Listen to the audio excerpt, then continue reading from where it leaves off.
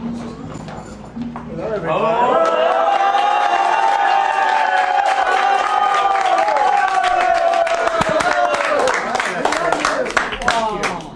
You know, somehow, I don't know what it is, you'll have to explain it, but the Vietnamese community loves me and I love them. You know?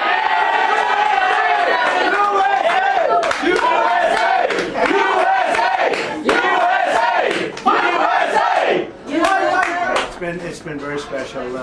In Florida, we go down, we have large groups of people, always dressed perfectly with the red and the silver. And I said, you're the most beautiful dressers I've ever seen. But it's a great honor to be with you, and congratulations on your success. Tremendously successful woman, right? Yes. So congratulations, and it's really an honor to be with you. Thank you. And we're going to be with this man. This is a great gentleman. I love his name, HungCao. I love that name. And that name alone should get you elected, right? Yes, sir. But more importantly, actually, he's tremendous. He's tremendous. He ran a great primary campaign. I endorsed him very early, and he did very well. And we think he's got a very good chance of winning for the Senate. And I really believe it. I hope your community gets out and really supports him like 100%, because you can win. You can win, definitely win. Yep. And we're looking to win the state, and I think we will win the state. We're looking at polls that are showing us with a lead in the state, which is traditionally not necessarily for Republicans, but I'm not the average Republican. Exactly, sir. And neither are you. And so, please, would you like to say a few words? Dạ, xin chào quý vị. Cảm ơn quý vị tới đây bữa nay. Không tuyệt vời hãnh diện để represent người Mỹ gốc Việt. Ladies and gentlemen, thank you so much for being here. I'm so honored to represent the Vietnamese American community. Next year is the 50th anniversary of Fall Saigon, and we'll have the first Vietnamese American U.S. Senator on the anniversary. So thank you for presenting.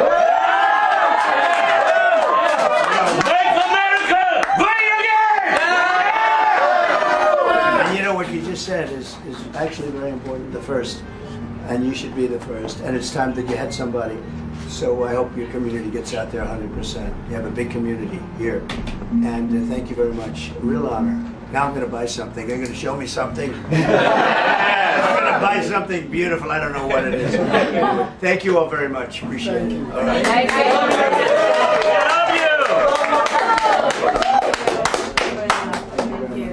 Hello, everybody. Oh, there they are. They're the important ones. They're the ones that make the food. I'll sign something. President Trump, will you still participate in the ABC debate? Never give up. Say it. Do you still plan to participate in the ABC debate? Well, you know, I watched this weekend, and it's the worst of all networks. George Slopadopoulous and all of the different people.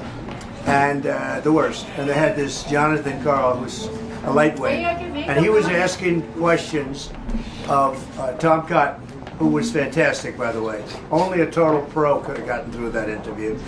And I watched that group talk up to Biden about vanilla ice cream, and then I watched the way they went after Tom Cotton, and Tom Cotton handled it like easy. But when you see the level of hatred in that room, and when you see Jonathan Karl, who's terrible, I mean, he's just terrible. He's just an average person. But they tell him what to do. And then when you look at the roundtable they had, which was Donna Brazile, wasn't she the one that gave Hillary Clinton the questions when she was at CNN? Maybe, is that right? Donna Brazile gave the questions, you know that, right? That was her.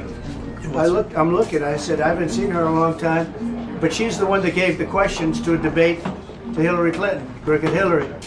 And when I look at that, and I looked at, there was some other, a blonde woman, I have no idea who she was. The level of hostility was incredible. And Reince was in there, but he was a little bit softer than he should be, to be honest with you. But when I looked at the hostility of that, I said, why am I doing it? Let's do it with another network. I want to do it. You know, I won because of debates. Ask Biden. But I won because of debates. I want to do debates.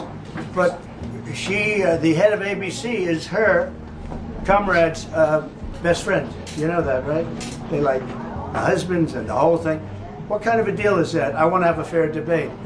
And you know, they can ask me tough questions. I don't mind. I think I've heard them all from you. I hear them every day. But I think it's very unfair. The single worst network for unfairness, I think, worse than CNN, worse than NBC, which is really hard to believe, and CBS is probably the best of the group. Fox is the best, but of the other side. As an example, today we had a celebration of some great people, some great people who passed away, who were killed in the most embarrassing moment in the history of our country, Afghanistan, because we had an incompetent president with incompetent people leading it, and every one of those people should have been fired. He never fires anybody. Those generals, Milley, and every one of them should have been fired. They took the military out first. If I asked, do we have any children in the room? Because if I asked a child, who should go first? They would say everything but the military. They took the military out first, and then it was a bloodbath, and it was a horrible thing. It was a horrible thing. And I just went to Arlington Cemetery, and you saw we had a ceremony with the parents, the sisters in one case, brothers in another case, and these are people that should have never been killed. And when you see the fact that nobody's mentioning Afghanistan, no, this is the third year. This is, I hate to even call it an anniversary because I don't like the word anniversary in this case, but this is the third year of that tragic event. And because of that event, we did so badly that Russia went in and invaded Ukraine. Israel was attacked, as you know, on October 7th. We have, people don't respect us. They don't respect us anymore as a country. And where is our president? We don't even have a president. We have a fascist person running who's incompetent, and we have a president who's not even around. He went to California for a vacation because they threw him essentially out of the party. And then he came back home and I said, oh, is he going to go to the White House? No, he went to Delaware to take another vacation. And you got Russia over there with like nuclear threats. We got to have a president. We got to have a real president that's respected. So as to your question, I think it's disgraceful, and I think ABC is a disgrace. I think having Donna Brazile sitting on that panel, and she's the one that gave the answers and the questions to Hillary Clinton before a debate. I think ABC is really should be shut out. I'd much rather do it on NBC.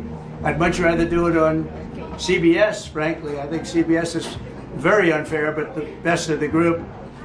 And certainly I'd do it on Fox. I'd even do it on CNN. I thought CNN treated us very fairly the last time. I think Jake Tapper was very fair and Dana Bash was very fair. But when I watched this interview of Tom Cotton, fortunately he's a total pro, he knows what he's doing. And then when I watched the roundtable after that, I said the hostility is crazy. So we're thinking about it. We're thinking about it. They also want to change the rules. You know, the deal was we keep the same rules. Now all of a sudden they want to make a change in the rules because she can't answer questions. Why doesn't she do a couple of question answer? Why doesn't she do something like I'm doing right now? She can't talk. We can't have another dummy as a president, okay? We cannot have a dummy. And the people from Vietnam agree with that. Okay. Would you want the microphones muted in the debate whenever you're not speaking? We agreed to the same rules. I don't know. It doesn't matter to me. I'd rather have it probably on. But the agreement was that it would be the same as it was last time. In that case, it was muted. I didn't like it the last time, but it worked out fine. I mean, ask Biden how it worked out. It was fine. And I think it should be the same. We agreed to the same rules. Same rules and same specifications. And I think that's probably what it should be. But they're trying to change it. The truth is they're trying to get out of it because she doesn't want to debate. She's not a good debater. She's not a smart person. She doesn't want to debate. But when I looked at the hostility during the weekend, you watch it this week with George Slopadopoulos. And the Vietnamese didn't get that one. You got it, right? Yes, sir. If you didn't get it, I couldn't endorse you. But no, we want to have fairness. We have to bring fairness back to the country. And we have to have a president. We are the closest to World War III, I believe, that we've ever been right now, right this second. And we have a man that just took a vacation in California. He was on the beach. And he came back today. Where's he going? Delaware. Why? Another vacation. He's going for another week. That's not the Vietnamese. They're hard-working people, aren't they? All right. President Trump, how are you specifically preparing for the debate versus Harrison? I'm not. Really, I'm not. I'm not spending a lot of time on it. I think my whole life I've been preparing for a debate.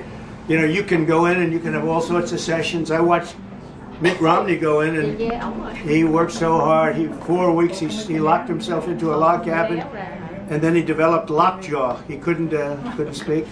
I watched other people. I mean, you have to be real. You know, you can't cram knowledge into your head for 30 years of knowledge in 1 week. So there's a little debate prep. But I've always done it more or less the same way, and you have to know your subject, and I think I know my subject. I think I know it better than anybody. I created the greatest economy in history. We rebuilt the military. We had no wars other than ISIS, which I inherited, and I beat ISIS in 4 weeks. 4 weeks. We rebuilt the military, and then you see they gave away a lot of the stuff that I rebuilt. They gave billions of dollars away to Afghanistan.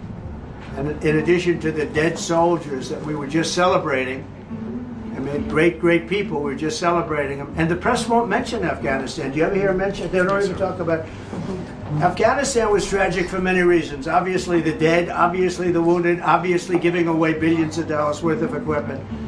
But it was devastating for one other reason. Because of Afghanistan, it showed our enemies that we're incompetent.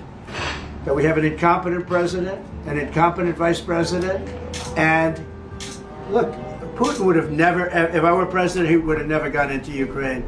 When he saw that, when he saw Afghanistan, he said, this is a great time, let's go. Because it was the apple of his eye. I know him well, but I always said, Vladimir, you're not doing it. But it was the apple of his eye. When I was gone, and we have this guy that doesn't know he's alive, and when that happened, Afghanistan happened, which was so tragic and so incompetent, Putin said, these people are highly overrated. He would have never gone in. If you didn't have the Afghanistan, he would have never gone in. Okay, thank you. We're making another stop. We're going to Michigan. And next stop is Michigan. We're going to save the auto industry because we're not going to have an auto industry. They're making all electric cars. They're all going to be made in China. And we're not going to have an auto industry. So we're going to go and save the auto industry. We're going to bring back many plants. We're going to make automobile production bigger than it ever was in this country, and it'll be easy to do.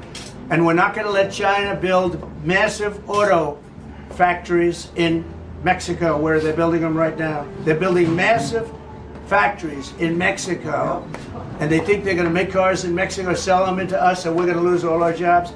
Not going to happen. These people that love Vietnam also, they're very smart people, great business people, great successful business people.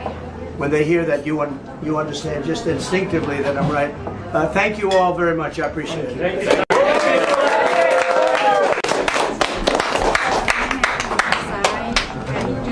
President Trump, are you I can do it better. Let me sit at the table.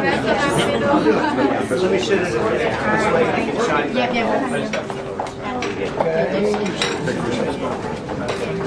You ever tried Vietnamese food? Vietnamese food? I love Vietnamese food, but I love the people. More than the food I like. So, please fly for applause. Please fly for what? Please fly. Fight. No, we're